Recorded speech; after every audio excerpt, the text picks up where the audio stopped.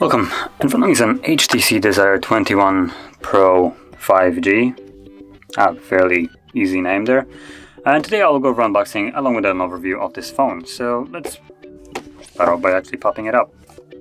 So nothing right here. We do actually have a nice little signature what kind of color this is. So it looks like we have two different colors and you can see both of them.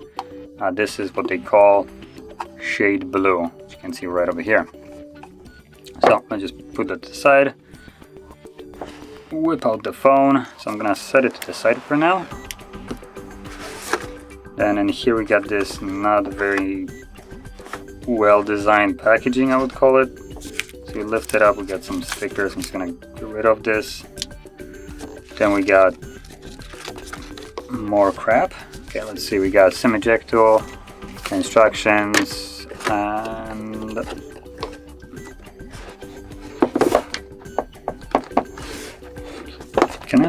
apparently I can't take it out, so let's just, there we go, flip it over. Some more paperwork, and then we also get earbuds. That's surprising. Now they don't have any kind of rubber tips. They're basically looking like they're designed after AirPods with the circle design but themselves, and the end is Type-C, so I assume there's no headphone jack. Now going further, cable, Type-A to Type-C, and the charger. Let's see what it is.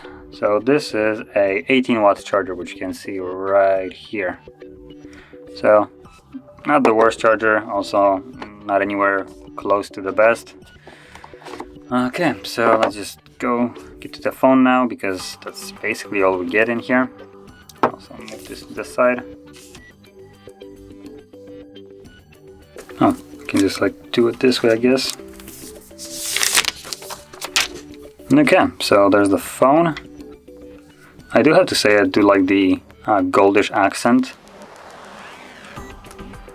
where it's around the camera and also the fingerprint sensor. Okay, so while this is booting up, I'm gonna go over the specs of this device. So the screen is a 6.7 inch 1080p by 2400 IPS LCD display with a 90 Hz refresh rate. And when it comes down to the size of it, comparing to the device, it is an 83% screen to body ratio with a 393 pixels per inch. So I would say just a typical screen for majority of the devices. It is, well, it does have one benefit of it being at 90 Hz. Obviously there are better devices than 90 Hz, also at a cheaper price range. But yeah, it's still nice that it's not just plain 60. Come on, there we go. So it looks like straight away this is looking at like a straight Android without any kind of like skin over it. So that's, I would say, nice. Let's go quickly through the setup. There we go. That was a really quick setup, to be honest. Let's max out the brightness. So there we go. This is the screen, as you can see. Fairly minimal bezels. I mean, they could have been smaller, but it's not that bad. Then when we move to the back, we can see that we do have a quad camera setup. Honestly, I'm just gonna call it a dual camera setup, as you will see soon enough what I mean. So going over those cameras, it's a 48 megapixel main shooter, which is a wide lens. Then we got an 8 megapixel ultra wide, and then the 2 megapixel depth and macro lenses, which I don't even count in because they're just a trash lens, two lenses that are just added to rack up the count of cameras. It's completely crap move from any manufacturer to do this, and I literally despise it. It's basically an insult to majority of the people that actually know a little bit about phones and what they're buying. So let's actually go into the camera so I can capture photos, and you can see what I mean by those cameras being just completely useless. I'm also going to capture a couple normal photos just so you can see how the actual a 48 megapixel camera performs here.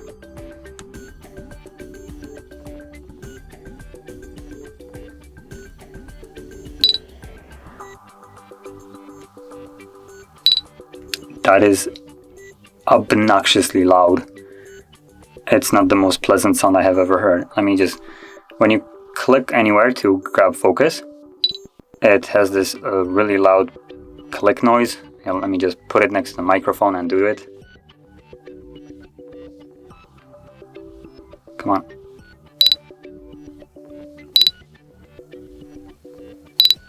So yeah, it's not very pleasant, I would say. Okay, so let's get back to the camera.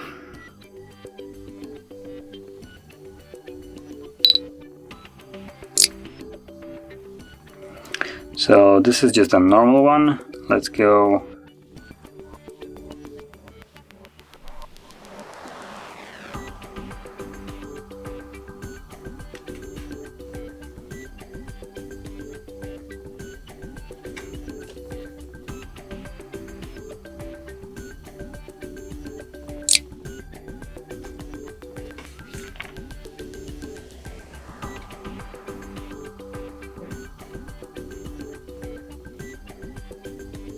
Trying to find the wide sensor right here. It does have an ultra wide camera, so trying to see where the wide one would be, but I honestly can't seem to find it. Oh, there's also, okay, there we go. There is more stuff here. So there we go, wide angle.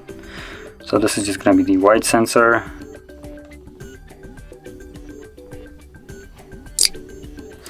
And lastly, we're gonna go over the macro, because it does come with the device, which you can already imagine how bad it's gonna be.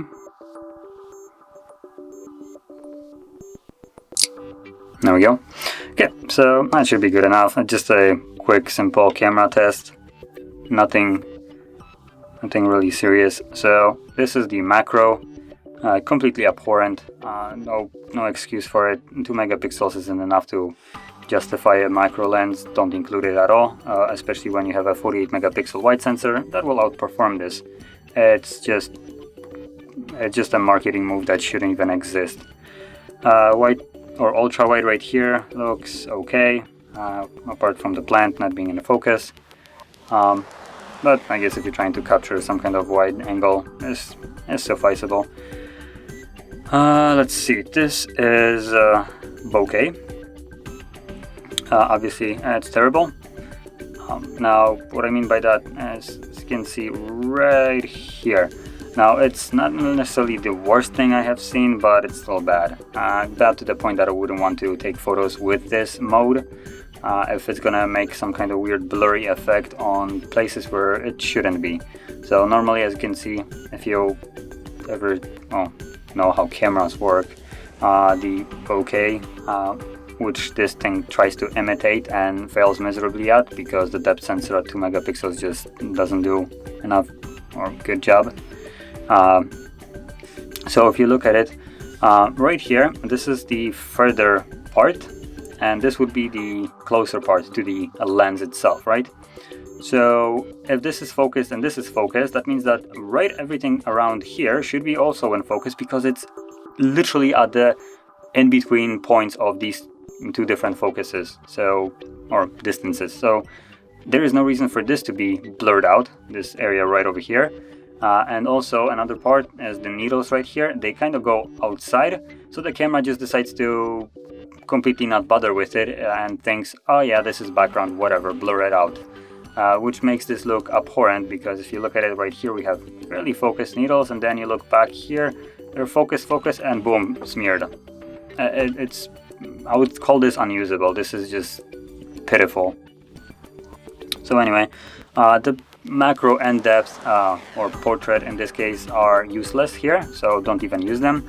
Let's go back now and look at the 48 megapixel wide sensor. And apart from it being super bright, like this is absolutely beyond comprehension bright, like not really sure why. To be fair, after a couple of seconds it did decide to drop down, but basically when you tap on it to get in focus, it blows it out like this. But anyway, if you zoom in, you can see that the photo is okay, especially at this kind of zoom. It looks fine.